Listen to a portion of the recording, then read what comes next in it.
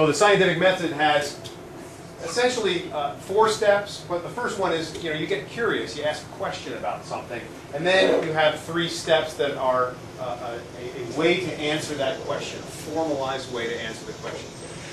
First you make an observation, then you formulate a hypothesis, which is an explanation, essentially, and then you start to devise and experiment and do the experiment, and check your results. Now there's a couple other steps that aren't shown.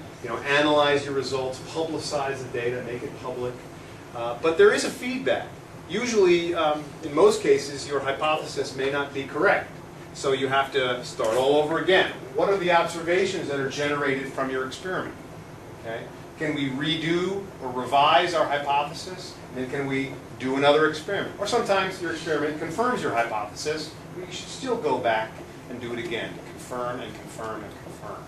So we're going to do a quick little exercise on the scientific method just to show you how that method of inquiry, that very rigorous method of inquiry works, stepwise. So what I have here is just a plastic flask, but you notice it's got a couple of little metal bolts sticking out of the side of it that I've screwed in and tried to make airproof.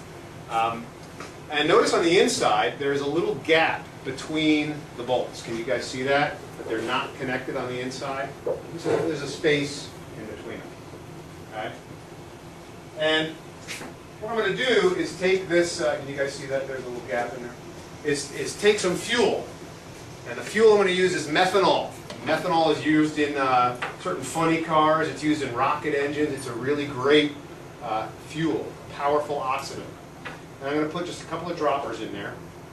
Okay? And I'm going to stopper it. Okay? And because it's a fuel, of course, I'm going to light it on fire, but I need an ignition source.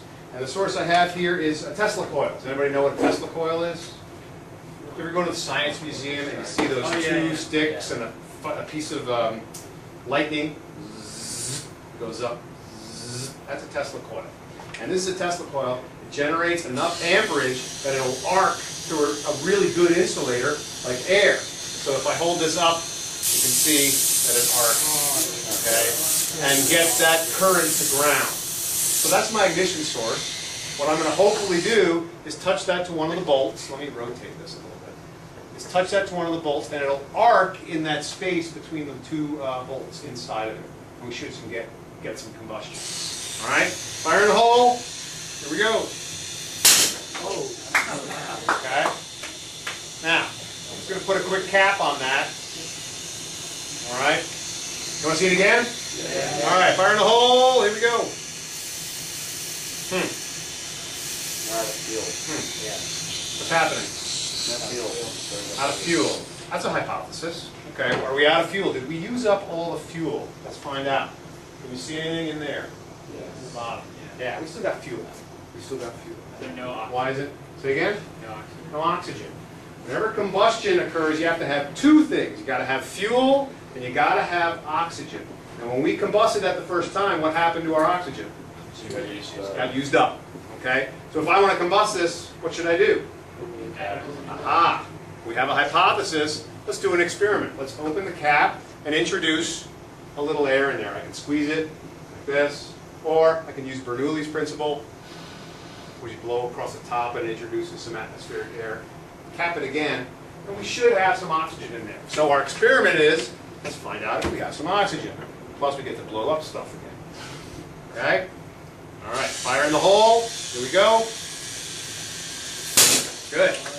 Okay? So it looks like we've proved our hypothesis. Let's find out. Let's do it again. I've just capped that right after combustion, so I shouldn't have any oxygen in there. Let's see if it works.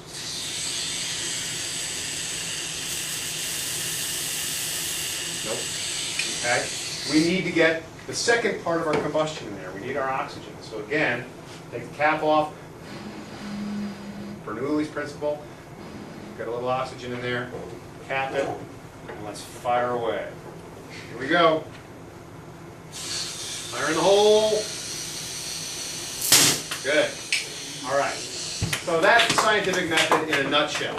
Is observation, hypothesis, experiment, and then confirm. Do it again and again and again. Well done.